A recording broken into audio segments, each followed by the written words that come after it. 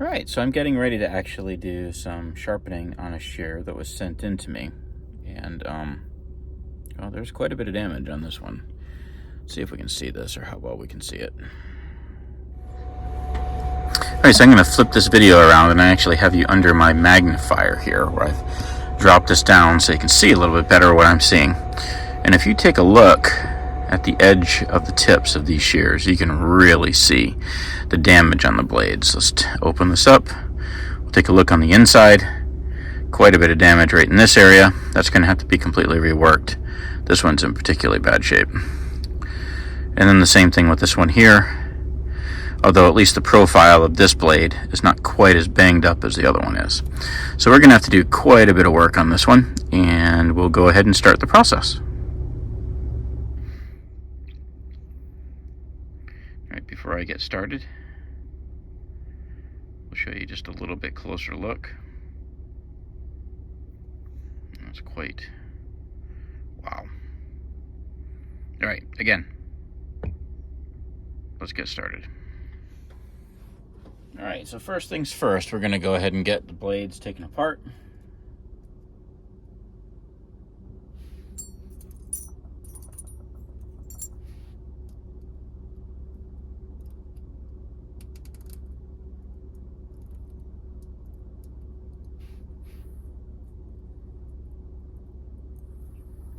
Always make sure whenever you're taking a shear apart that you're putting all the parts in a safe place. You never want to lose the parts for the shears, and you always want to pay attention to how the parts come out. So we have a shear here with a ball bearing on the screw, or on the bolt in this case. And then of course we have the click tension plate, and we have the knurled knob.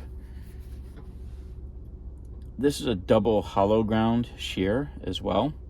So if you look right here, you can actually see that there's a double hollow grind. So there's one hollow grind here, there's another hollow grind along the entire blade. And what that's gonna do is that actually allows for this little dip down that you see off of the top of the ride area to start to make contact with the cut on the early entry of the blade. And you need that in order to be able to create a proper ride line on the shear. So now we've got this apart. Next step is going to be just dressing up the ride lines and seeing where we're at. All right, so we're going to start off with this blade. This is the one with the majority of the damage on it. You can see it's got, oh wow, quite a bit right there. Let's go ahead and fix that up. Well, best we can anyway. We may have to take the tips back just a little bit on this one as well. We're looking at probably maybe 1/8 of an inch will have to be removed. This is a 5,000 grit Sharpening waterstone. I'm going to work back and forth, several strokes in this case, and then come to a complete stop. I'm going to lift off. I'm going to wipe the shear down. And then we'll look at the ride line that we created. All right, so you can see we've created a decent ride line on here. All the way down, except for that rough spot. You can see that we cut a little bit below that rough spot there. So what I'm gonna do is I'm gonna make an attempt to try and remove some material from this portion of the blade and then come back and deal with this blade on the waterstone again to see if I can't get this dressed up without really having to take this tip down if I can help it. So what I'm going to do is I'm actually going to take some material and create a little bit heavier of a radius on the cutting edge. So all shears are radius. So if you look at the shear here, let's see if we can get this to come in a little bit better. If you look at the shear here, you can actually see that there's an edge radius to the shear. It starts with a cut here at the early entry, gently goes up, and then starts to come back down towards the tip. What we're going to have to do is we're going to have to increase the edge radius slightly at the tip. Now, understand that this is not going to be a perfect sharpening on the shear, but I'm going to remove additional material a little bit further back and try and blend that in and bring that in with a little bit heavier of a radius, but I'm going to keep it where I'm not just hooking at the tip to create that radius. I want to make it more gradual, even though it is going to be a heavier radius as it gets up towards the tip. So let's see if we can get that done. Alright, so I've got this running a 30 right now. I'm going to work that top area of the shear. I'm going to remove some of the material towards the back side of where the problem is. I'm going to start to work my way down towards the tip. Let's see if I can get that burring a little bit better for you here on the video. I can see the burr starting to form already. I don't know how well it's going to come through in the video. In this case, though, I do have to pay a little more attention to the shear that I'm doing instead of how this is shooting. So bear with me for just a moment. Unfortunately, it looks like I'm not going to be able to get all the way to the tip.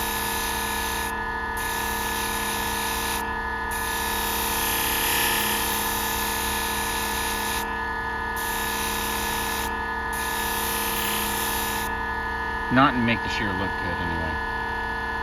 So you can see the burr that I've started to bring up, but you can see that it stops just proud of the tip. And like I said, I think it's probably going to end up having to be 1/8 of an inch or so that I'm going to have to take off of the shear to make this correct. So let's start that process. All right, to start off with, to remove the material, I made a small mark with a fine point Sharpie. I'm going to take this tip back to just above that mark that I created. For the sake of time and speed, a lot of the times when I'm going to do the work on a shear, I actually come over to the twice as sharp to go ahead and remove the material. Since this is a 120 grit aluminum oxide wheel, I can remove the material very quickly.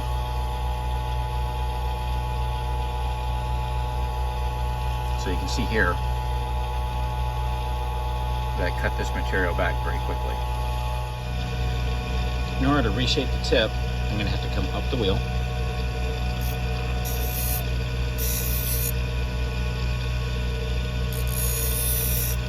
Round out the end to smooth that out. Then I'm going to go to the honing wheel on the twice as sharp and just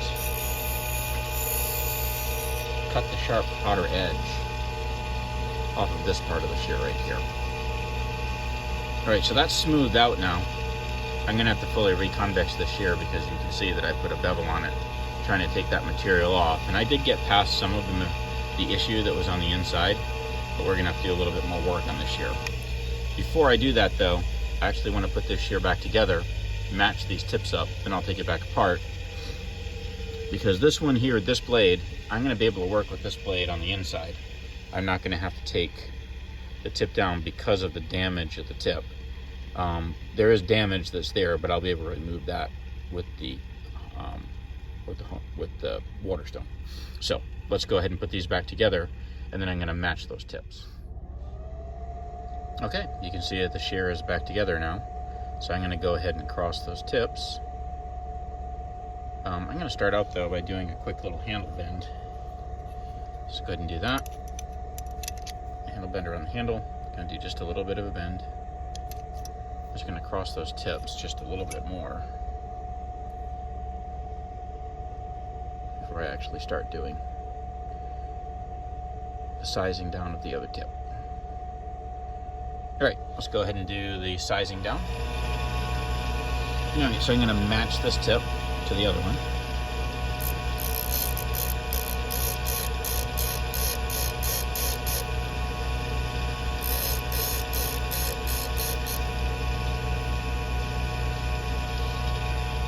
Alright, so what I've done here is I've actually matched the tips as far as their length is concerned. And now I'm going to open the shear up. I'm going to do just like I did with the other one. I will re-round that tip.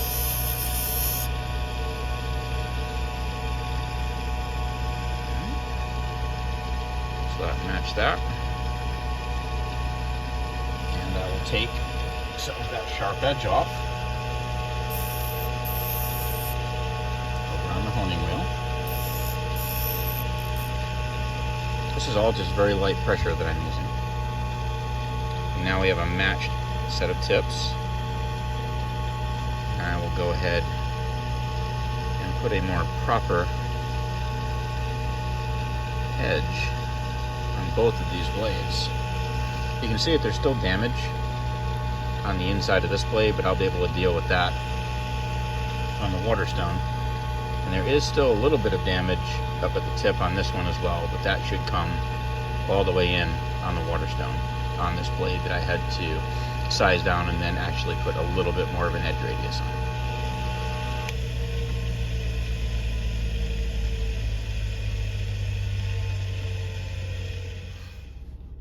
on. Alright, so again, when taking a shear apart,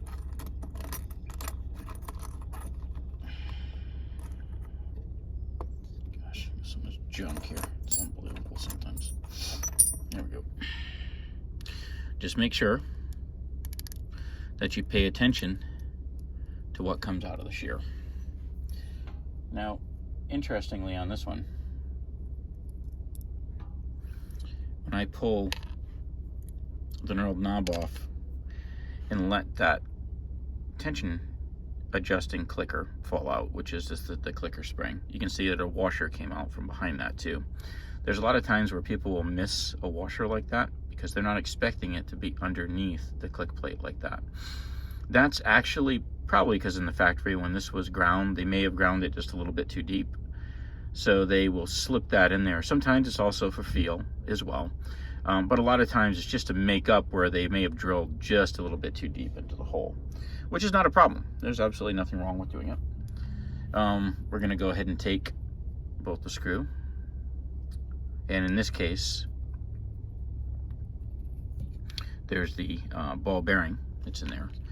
Just make sure that you check too on the inside of the other, just to make sure there's not a washer in there, because sometimes these holes can be drilled a little bit too deep as well, and they can put something in behind one of the ball bearings. That's rare that you'll find that, but on occasion you will find that that actually is the case. So set that over to the side.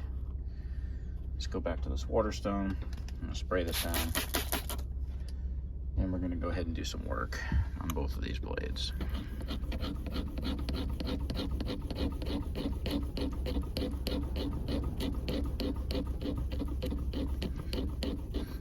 Now the work that I'm doing may seem excessive, and I understand that. But again, I'm really trying to get down to getting rid of the damage that was on the inside of the shear. So I can't necessarily make a shear absolutely perfect once it's really been, you know, messed up in the field. But you can see that we now have a proper ride line across the entire shear all the way up to the tip of the edge. And this was the one that was very severely damaged. You can see this is the one that I actually overdid it a little bit on the angle, having to take more of this material off, and we'll dress that up in just a little bit on the machine.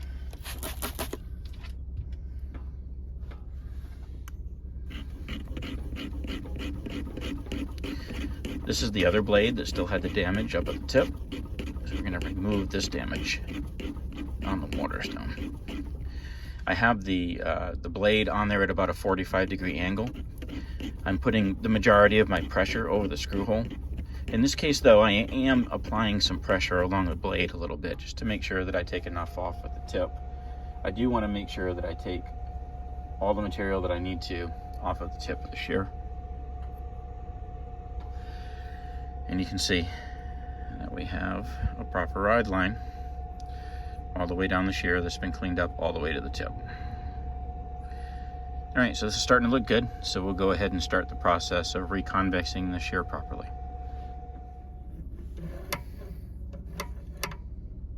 All right, so I have my shear fixtured. Oftentimes you see me doing a lot of my work freehand, but there are many times where I jump on a machine and I actually want to know for sure what angle I'm creating. So I'm going to go ahead and cut this angle in where I know I'm cutting it in at 45 degrees.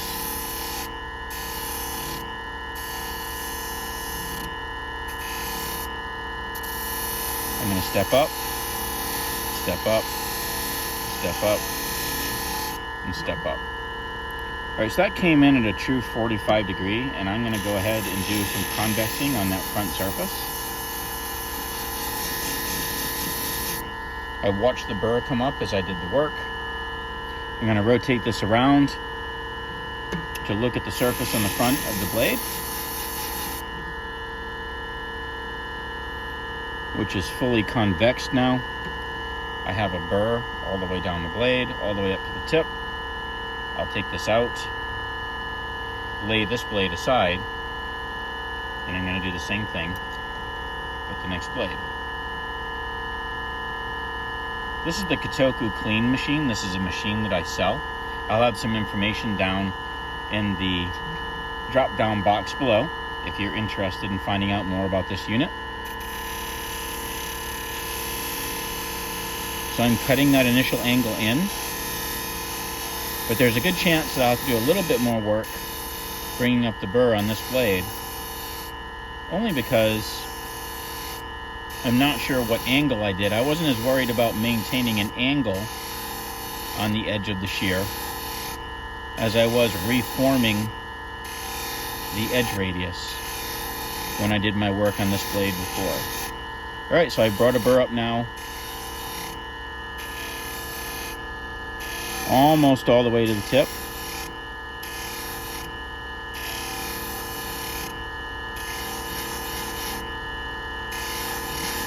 You can see I'm working specific areas as well, just with light touches, and then with a complete pass once I brought my burr up all the way. And now I'm going to do my convexing step on the front surface. I'm going to round those surfaces in, and now I know that I have a fully formed 45-degree angle on this blade, because that's what I have the fixture set for, and it's fully convexed into the front surface of the shear. The nice thing about these types of units is it takes all the guesswork out of the convexing steps that need to be done. All right, so this shear is ready to go back to the Waterstone.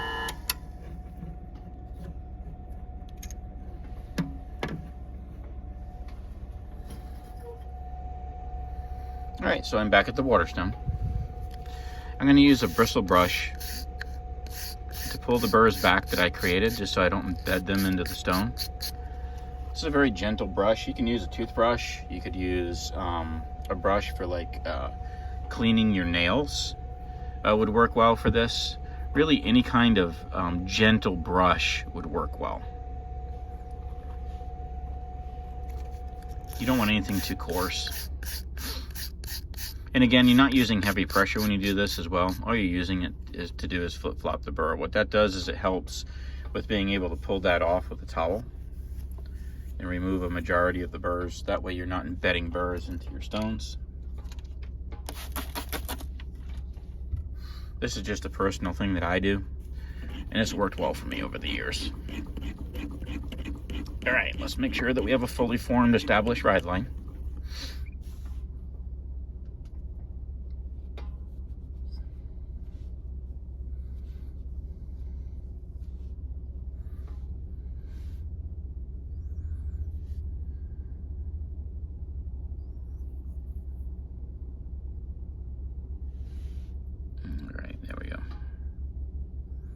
All right, that's looking pretty good. Do the same thing to the second one.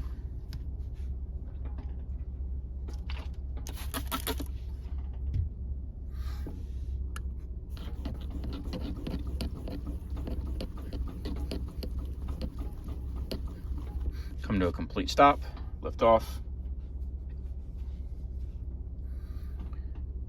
All right. Ride line looks good. Let's take a little closer look at these ride lines in the magnifier. Okay, so just to show the ride line, you see we have a good, nice, solid, crisp, flat ride line all the way up to the tip. We'll flip this over to show the convexed edge. This has been done also on a 15 and a 9, which I didn't show in the video for the sake of time. But you can see that this has been rounded over. The scratches have been reduced so that when we go to the polishing pad, we can remove any remaining scratches that are on there. I'll show the other blade as well.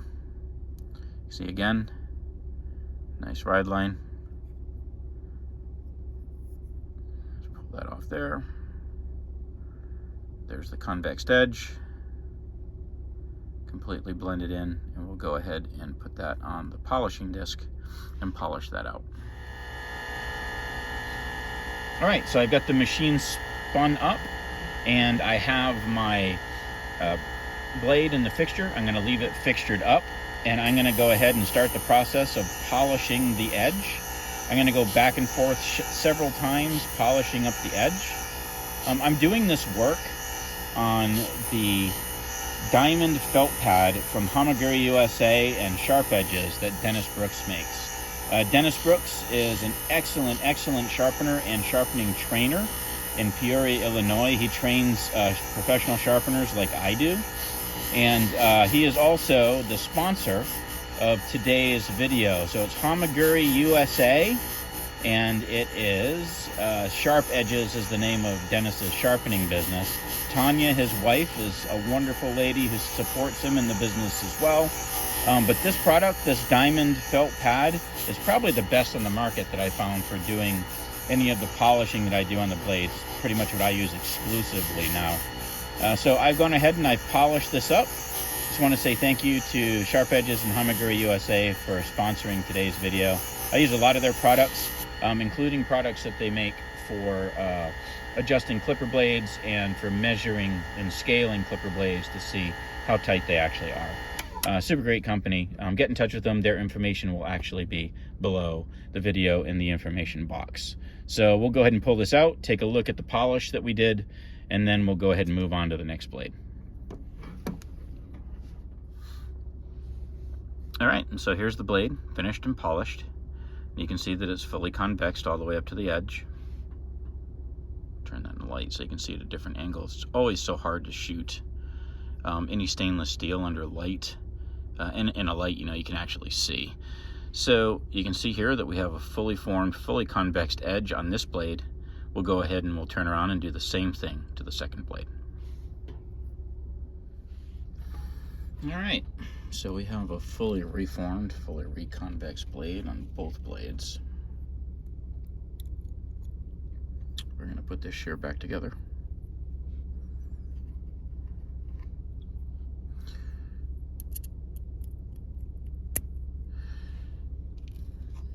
Now, unfortunately, this washer was a little wider than it probably, or not as wide as it needed to be, at least in the inner diameter. When I put this shear back together originally to go ahead and deal with the tips, this washer was a bugger to get back on there. Let's go ahead and see if we can't push that in with a knife again. All right. There's another washer in there. We'll put our spring tension unit in there. Make sure it's seated properly.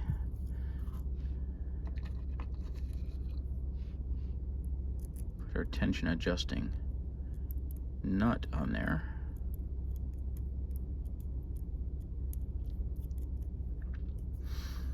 Every once in a while, these shears will make you want to just cuss when you put them back together. But that's all part of the fun. A little bit of time and a little bit of patience, and it'll get the job done. There we go. Now it's seated in there properly.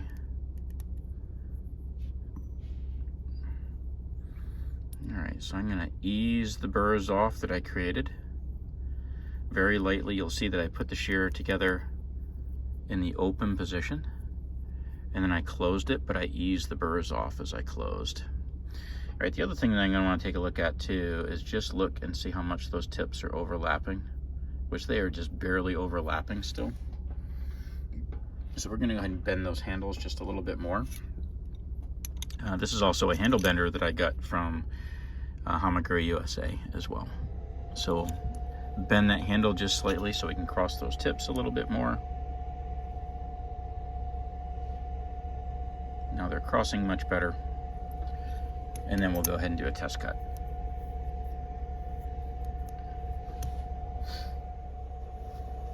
Alright, so we'll start off on just one layer of tissue. It's a good clean cut all the way to the tip. Gonna pull straight down too and make sure that there's no catch. Alright, and then we'll test wet.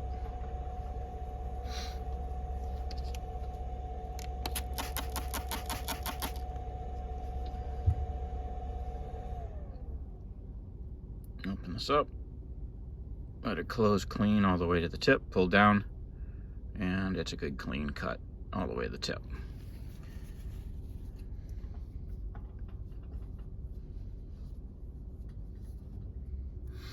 And then ultimately, my final test cut is going to be on here. In this case, it's going to be on some rabbit fur, because these shears are actually a dog groomer shears. So we have a nice, clean, smooth cut all the way to the tip. No slide. And this is cutting really well. So this is ready to go back to the sharpener. It's been fully reformed. See how well we can see in the light over here.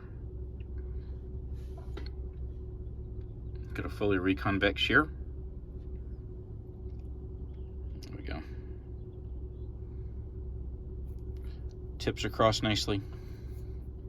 Work on the inside is corrected.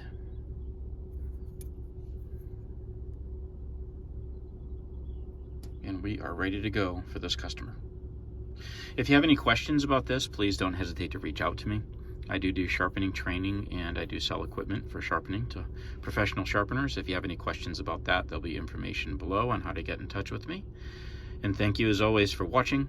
Again, if you have any questions as well about this video, please make sure that you put a note or a comment down below, and I will answer the question if I can. And then also, at the same time, if you would please subscribe and like this video. If you haven't subscribed already to the videos that I do, that always helps the channel. So again, thank you very much for watching. Hopefully this was a help to you. And again, questions, don't hesitate to shout, and we'll talk to you soon. Bye.